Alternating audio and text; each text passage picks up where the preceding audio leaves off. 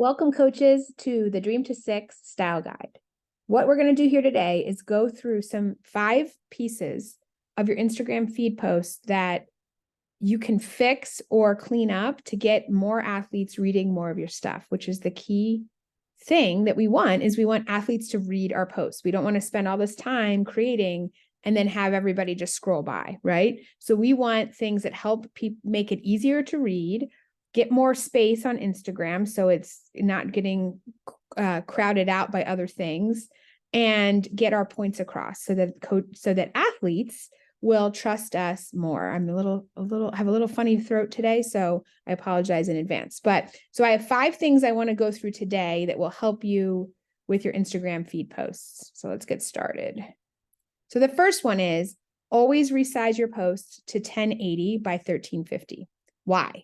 One, the algorithm likes it, if we care about the algorithm, but it does help that the algorithm likes it. It's about the same size as a reel, so it's going to fit in the whole screen. When you make something rectangular or square, you can see the post before it and the post after it.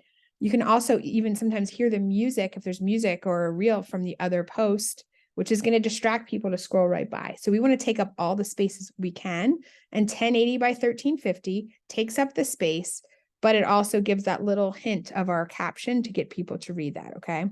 We want them to open the caption or scroll through the carousel. So how do you do that? You just do magic resize on the computer or on your phone, wherever you're doing Canva, and just resize it to 1080 by 1350. That should be the first thing you do every time you start a new post, okay? Also, limit template use. I put that in this one as well. Templates make your stuff look like everybody else's. You can use a template, but we're going to get to it in a little bit further on this guide. At least use your company colors, your company font, and try to make it more bright. A lot of the templates are kind of tan, mauve, gray. Colors really help you be seen. And if you have a kit, make it your kit colors, make it your brand. Okay. We're going to get into that a little bit more. So I don't want to get too far ahead, but limit template use, make your own templates, or use one and recreate it into your stuff, and use 1080 by 1350 for sizing all the time, or whenever you can. Not all posts will make sense there. Second, this one is probably the most important of anything you do here. Left justify. Do not center justify unless it's only 2 lines. Why? It looks messy, but it's also really hard to read. So when people are reading your post, you don't want them to have to go start here, start here, start here, start here, start here. Like, your eyes get tired. I personally, when I see left justify, and maybe because I have a little bit of a pet peeve, but when I see it, I skip over because it's too hard for me to read. Left justify is so much cleaner, so much easier to read. And then line spacing matters. There is a little line spacing feature where the automatic is 1.4. I find most fonts, I think this is probably about 1.1 spacing, these words look better a little closer together. When they're really spread out, it looks a little weird. So I do think you should line space less than 1.4. Okay, next one, brand colors. Save in a brand hub.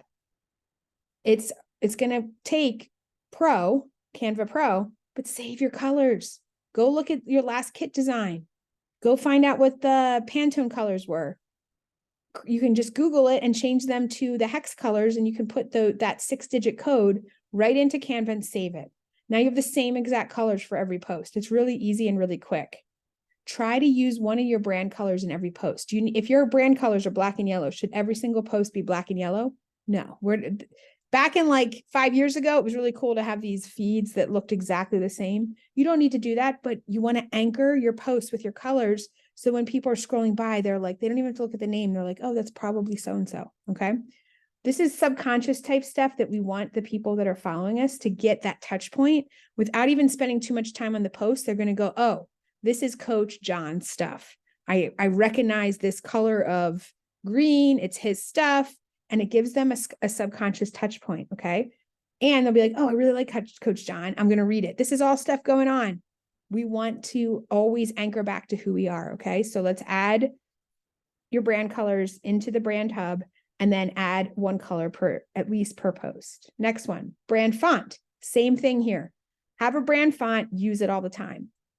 You can pick one standard and then one that's a secondary post, and you can use that occasionally. So my standard post is this, or excuse me, font is called EB Garamond or something. I've used it now for over a year. I like it. I'm not tired of it yet.